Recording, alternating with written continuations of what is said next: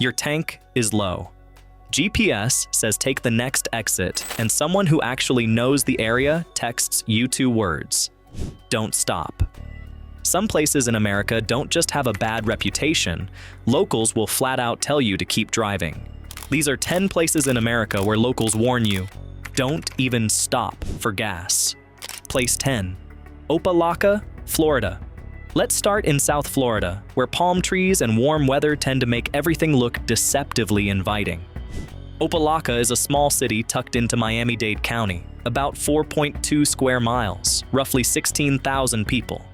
And on the surface, it's genuinely fascinating.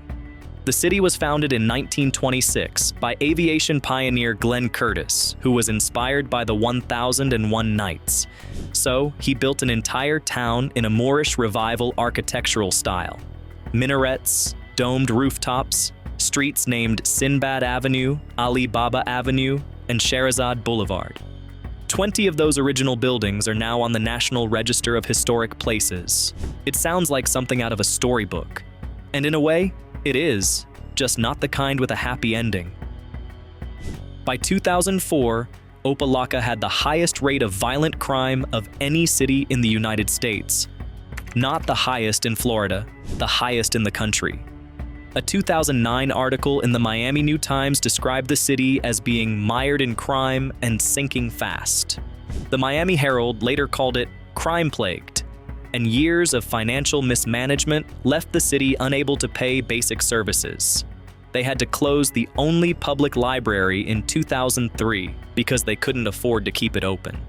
Gang activity has been a persistent problem for decades, and the city's abundance of abandoned buildings created spaces where criminal activity clustered and grew. Neighborhood Scout placed Opa-locka's crime rate at 54 per 1,000 residents, one of the highest in the entire country. Within Florida, more than 99% of communities have a lower crime rate than Opa-locka. Your chance of becoming a victim of violent or property crime was, at the city's worst, about 1 in 19. Crime has trended downward in recent years, and community organizations have worked hard to push back. But the infrastructure of poverty and vacancy takes a long time to recover. Locals who have lived in the Miami-Dade area for decades still warn visitors to be alert, especially around the more desolate commercial strips and the areas near the airport. If you're driving through South Florida and Opa-locka comes up on your GPS route, you can probably afford to take the long way around. What makes Opa-locka's situation particularly striking is the contrast between what it was designed to be and what it became. Glenn Curtis envisioned a self-contained community, complete with a hotel, a zoo, a golf course, a swimming pool, and its own airport. The original vision was ambitious and genuinely beautiful. The Moorish architecture that survived the 1926 hurricane is still striking today, but the bones of a great vision don't pay the bills. And when the Navy base that had propped up the local economy closed in the 1950s, Opa-locka began a long, slow decline that generations of residents have been fighting against ever since. It is a city that deserved a better hand than it was dealt. Place 9, Gallup, New Mexico. Now we head west to the high desert of New Mexico along historic US Route 66. Gallup is one of those places that should be a postcard.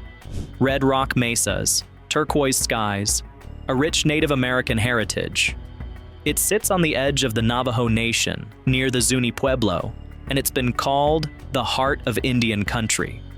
Hollywood used the rugged landscape around Gallup for decades, shooting westerns there throughout the 1940s and 50s. The city was founded in 1881 as a railhead town, and it grew into an important regional trading hub.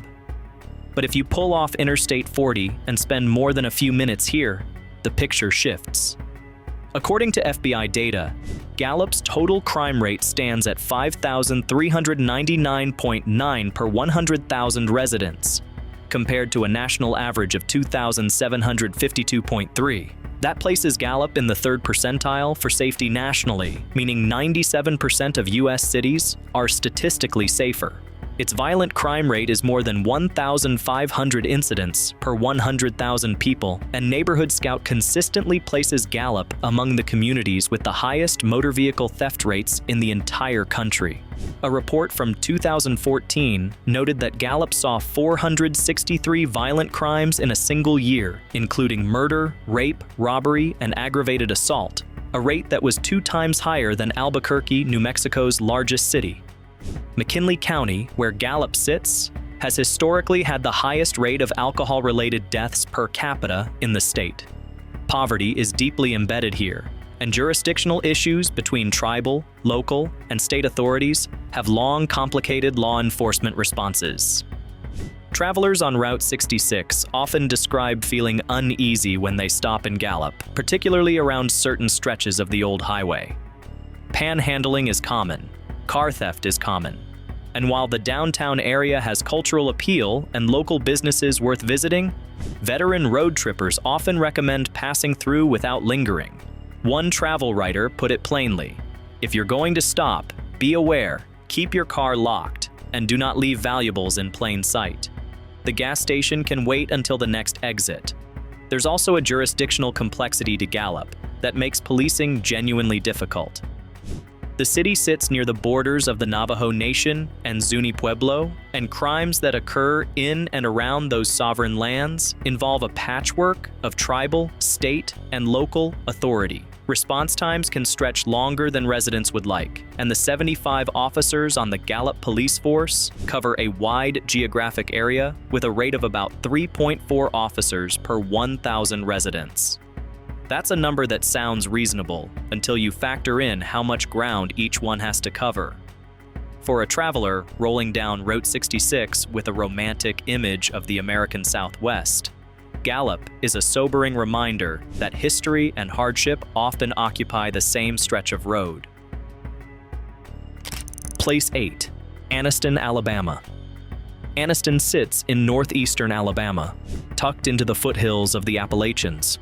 It's a city with a population around 21,000, and it carries a history that runs deep, including a complicated and painful chapter from the Civil Rights era. In May 1961, one of the Freedom Rider buses was firebombed just outside Anniston in one of the most violent attacks of the movement. The city's name became internationally recognized in the worst possible way. Decades later, the struggles haven't disappeared. They've just changed shape. Anniston has consistently ranked as one of the most dangerous small cities in Alabama and one of the most dangerous in the American South. Industrial decline gutted much of the local economy, and the poverty that followed created conditions where crime took root and never fully left. The violent crime rate in Anniston sits well above both state and national averages. Residents describe a city where certain blocks feel particularly tense, where the storefronts are boarded up, and the routines of daily life require a kind of low-level vigilance that people elsewhere don't have to think about. It's not a city where strangers tend to feel immediately welcome, especially after dark. Gas station attendants in surrounding towns sometimes point travelers away from pulling off at certain exits near Anniston simply because the areas near the highway don't tend to reward stopping. There are pockets of the city that are working toward recovery, and the surrounding Calhoun County has areas that are considerably safer. But Anniston proper has earned its reputation through years of consistent, documented crime data. And locals are usually the first ones to tell you so. It's worth noting that Anniston also carries a separate environmental burden that has compounded its struggles. For decades, a chemical plant in the area produced PCBs, polychlorinated biphenyls, that contaminated soil and water throughout parts of the city. Residents filed a landmark lawsuit, and in 2003, Monsanto and its former chemical division, Solutia, agreed to a settlement of more than $700 million.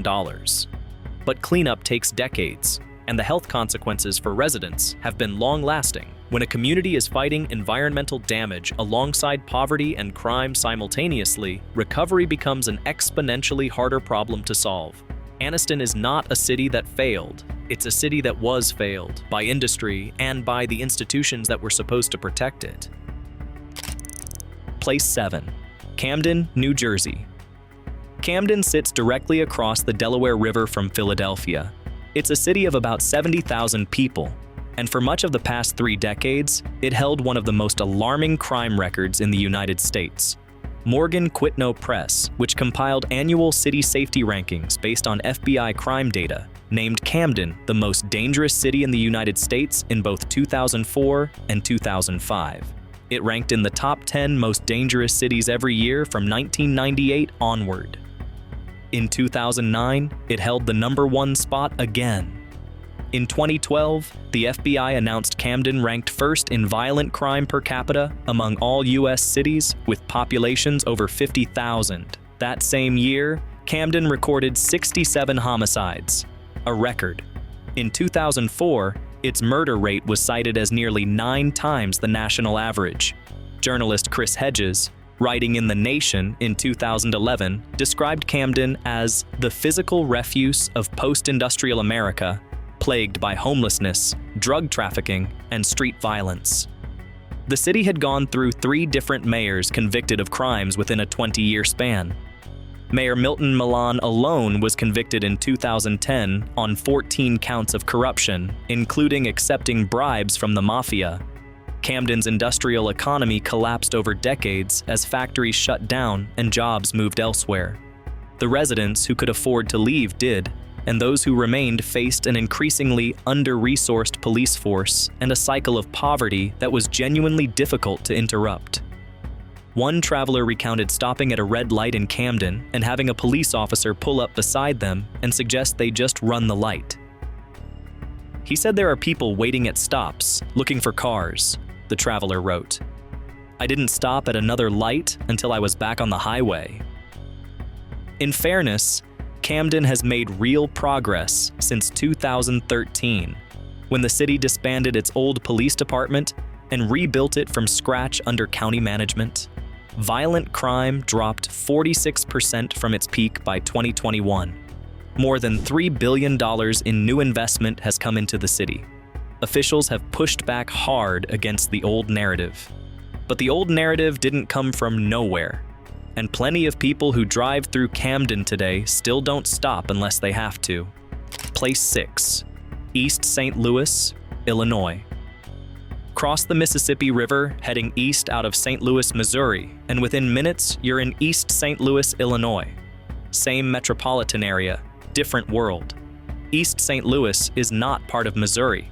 It's an Illinois city, often overshadowed by its larger neighbor across the river, and it has, at various points in recent history, been ranked among the most dangerous places in the entire United States.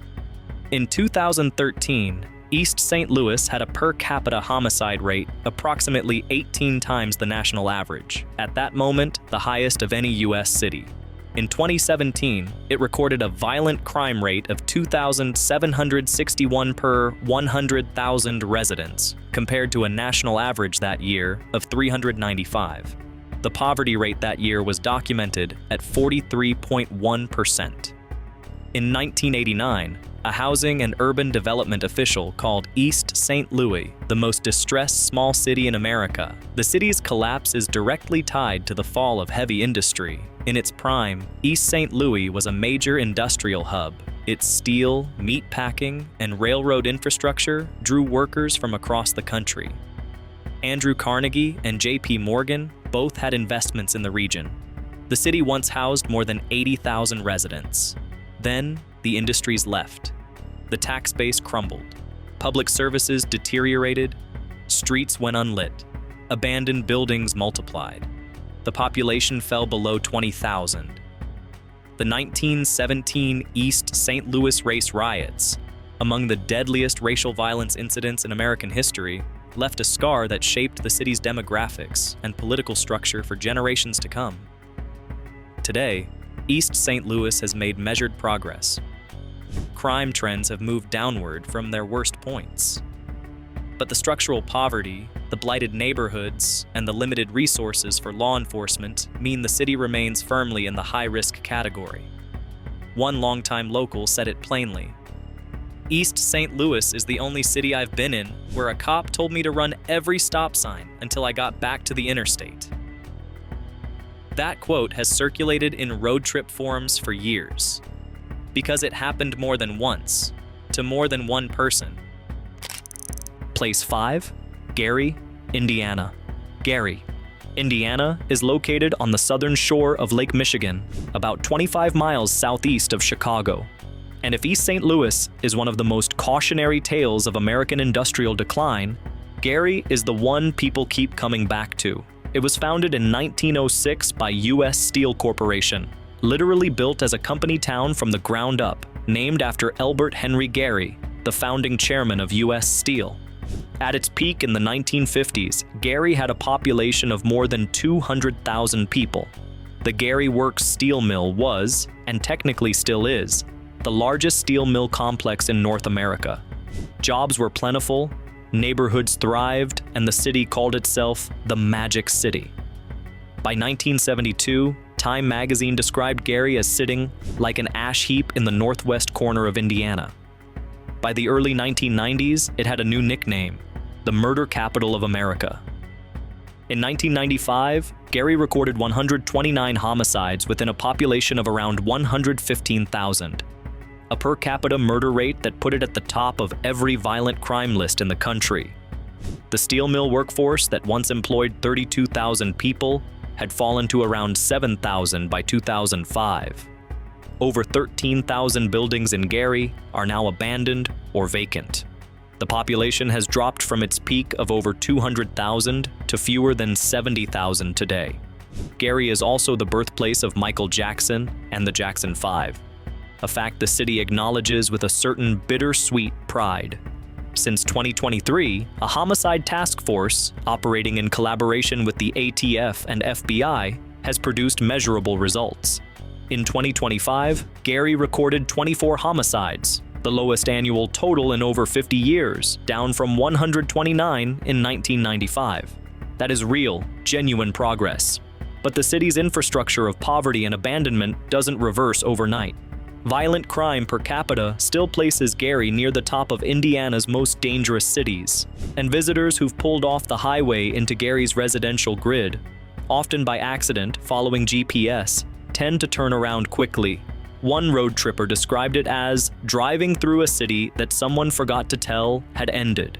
That's not entirely unfair. Gary once had everything, and what remains tells you exactly what it lost.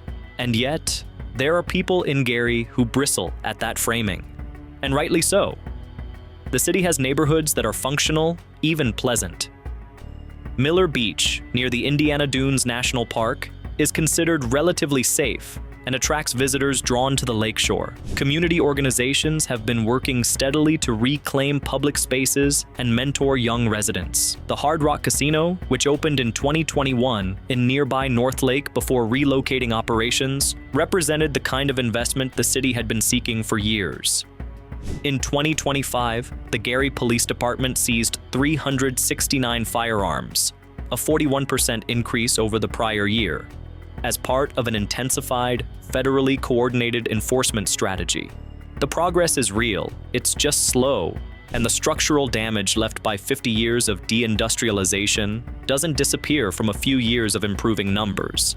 For now, Gary remains a place where situational awareness matters more than it should in a city that used to be called Magic. Place 4, Bessemer, Alabama. Back to Alabama, and just southwest of Birmingham sits the city of Bessemer. Bessemer was founded in 1887, named after Sir Henry Bessemer, the English inventor of the steel production process, and it grew into a thriving steel town. Its history mirrors Gary's in a number of uncomfortable ways. An economy built entirely on heavy industry, a workforce that peaked in the mid-20th century, and a collapse that took the city's vitality with it when the mills contracted and closed. Today, Bessemer is a city of about 25,000 people, and by multiple national analyses, it routinely ranks among the most dangerous cities in the United States. Neighborhood Scout placed Bessemer's crime rate at 87 per 1,000 residents, making it safer than essentially 0% of U.S. cities. Your chance of becoming a victim of either violent or property crime is roughly 1 in 11. The violent crime rate is documented at nearly 6 times the national average. In 2023, Bessemer was formally dubbed the most dangerous city in America by one widely cited national analysis that restricted its rankings to cities with populations over 25,000. Nearly 25% of residents live below the federal poverty line, almost double the national rate. Median household income hovers around $35,000. The city's law enforcement is stretched thin. Budget constraints have led to staffing shortages. Community trust between residents and police is fragile. Business owners near some of the more exposed commercial strips on Bessemer's main corridors have installed extensive security measures: cameras, roll-down doors, reinforced glass. It's the kind of quiet adaptation that tells you something about the daily risk calculus people there operate under. Bessemer sits close enough to Birmingham that the two cities blur on the map. But that proximity hasn't brought the economic recovery that Birmingham's growth might suggest. If you're driving through the Birmingham metro area and your GPS routes you through downtown Bessemer, especially at night, longtime locals will tell you the same thing. Keep going. Place 3, Stockton, California, out west now to the Central Valley of California. Stockton is a city of roughly 320,000 people, large enough that it doesn't fit the small town mold. But its story is distinct enough, and its reputation specific enough, that it absolutely belongs on this list. Stockton declared municipal bankruptcy in 2012, becoming at that point the largest U.S. city ever to do so. The city's finances had collapsed under a combination of overspending during the real estate boom, catastrophic losses during the 2008 financial crisis, and years of underfunded pension obligations. Bankruptcy meant massive budget cuts across all city services, including the police department. The result was predictable. With fewer officers on the street, crime surged. Between 2011 and 2012, Stockton had the highest per capita homicide rate of any U.S. city, with a population over 100,000. In 2012, there were 71 homicides in the city, a record. Gang activity is deeply embedded in Stockton's urban landscape, particularly in its lower-income eastern and southern neighborhoods. Drug trafficking along the Interstate 5 corridor has long contributed to violent crime concentrations near highway access points. Stockton has since emerged from bankruptcy, and the city implemented a targeted, data-driven violence reduction program in recent years that produced measurable results. But the city's poverty rate, roughly 25%, remains well above national averages, and certain neighborhoods remain statistically dangerous by any measure. Truckers and road trippers who pass through on I-5 are frequently advised by locals and online travel communities alike to be selective about where they stop. Certain exits near downtown Stockton are more vulnerable to car break-ins, theft, and opportunistic crime, particularly at night.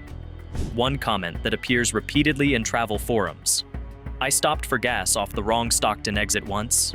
My wife held onto her purse the whole time, and we didn't say a word until we were back on the highway." Stockton's geography contributes to the problem. As one of the major cities along the I-5 corridor, the main artery connecting Los Angeles to the Pacific Northwest, it serves as a natural waypoint for cross-state drug trafficking.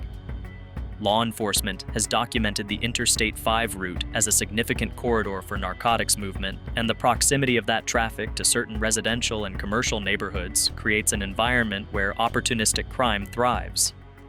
Agricultural workers, warehouse employees, and truckers who pass through regularly learn quickly which exits to use and which to avoid. It's the kind of informal, place-specific knowledge that doesn't make it onto any map, but that gets passed along, stop by stop, gas station by gas station, among the people who actually move goods and people across California for a living. Place 2, Chester, Pennsylvania. You might not have heard of Chester, Pennsylvania, and that, honestly, is part of the problem. Chester is a small city of about 33,000 people, sitting on the Delaware River just south of Philadelphia. It's one of the oldest cities in Pennsylvania, incorporated in 1701. William Penn passed through here. Chester was once a significant industrial and maritime hub. Today, Chester consistently ranks among the most dangerous cities in the United States per capita, and it does so with far less national attention than cities like Detroit or Baltimore.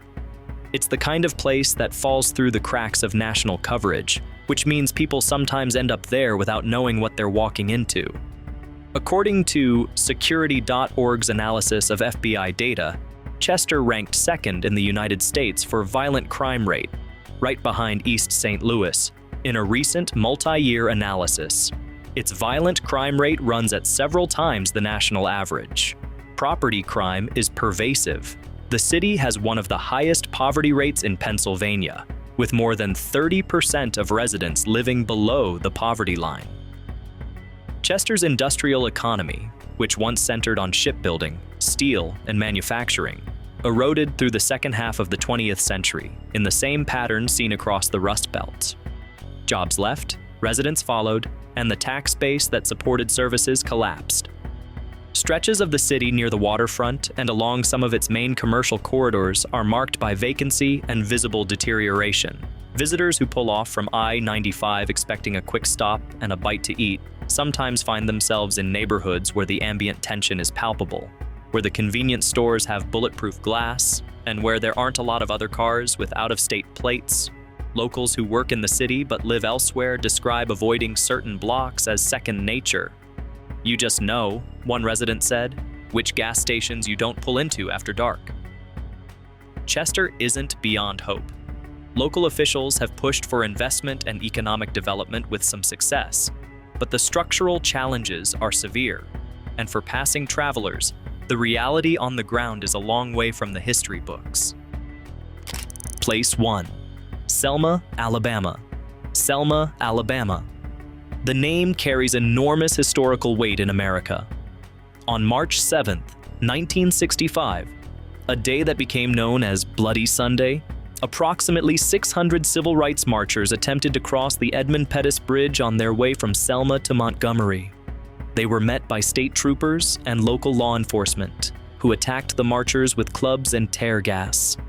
The images from that day shocked the nation and helped galvanize support for what became the Voting Rights Act of 1965. Selma is a place of real moral significance in American history. The Edmund Pettus Bridge still stands. The National Voting Rights Museum is there. The Selma to Montgomery National Historic Trail draws visitors every year, and yet, Selma today is a city of about 17,000 people that is in serious, documented distress. The population has declined by more than half since the 1960s. The poverty rate is among the highest in Alabama. More than 40% of residents live below the federal poverty line. Unemployment has been persistently high. The city's infrastructure is visibly strained, with roads, buildings, and public services that reflect decades of underinvestment. Selma's violent crime rate consistently places it among Alabama's most dangerous cities. The crime index places it safer than only about 11% of U.S. cities. Roughly 137 violent crimes and 322 property crimes are reported annually in a city of 17,000, a concentration that significantly exceeds national averages. In 2023, Selma was devastated by a tornado that killed 7 people and destroyed hundreds of homes and businesses. Recovery has been painfully slow, and the storm compounded challenges the city was already struggling to address. For travelers passing through on US Route 80, the same road the marchers walked, the experience can be jarring. Historic markers stand near vacant lots. The bridge is beautiful. And just a few blocks away, the ordinary struggle of a city in decline is completely visible. One visitor, who had made the pilgrimage to see the bridge, described stopping to ask for directions at a gas station near the historic district. The attendant looked at her and said quietly, "Where are you trying to go? Because you want to stay on the main roads."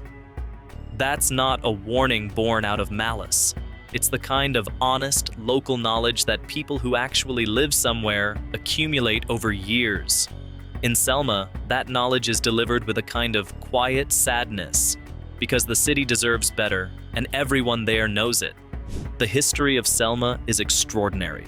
The present reality is complicated, and both things are true at the same time. So there they are, 10 places in America where the locals don't just suggest caution. They tell you to keep the engine running. Some of these cities were industrial giants that the economy abandoned. Some are small towns where poverty and crime compounded each other across generations.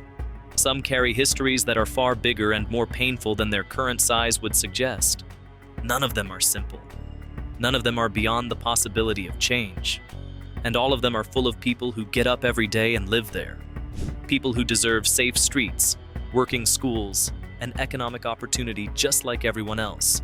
But if you're passing through on a road trip with a half-empty tank and a GPS that's routing you toward an unfamiliar exit, maybe take the advice of the people who know the area. Sometimes the next gas station down the highway is worth the extra few miles. If you learned something today, or if this made you think, hit the like button and subscribe. We cover American history, crime, forgotten cities, and the stories behind the places most people drive past without a second look. We'll see you in the next one.